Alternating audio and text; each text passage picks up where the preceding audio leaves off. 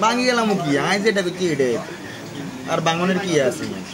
এটা সরাসরি ভাঙিয়ে দেন কারণ এরা নিজে জমিতে একটা ঠিক করতে হবে হলো আইন সেটা খেয়াল করি আমাকে আমাকে একটা মানি দিতে না লাস্টে হলো আইন কিন্তু কামড়া কামড়ে আমরা তো কব কথা বুঝেন দরকার নাই এনে বাসিটা এনে আমাকে আমরা এনে আকাম কুকাম করে লাগাই দিবি কোনো হুন না আমার এটার দরকার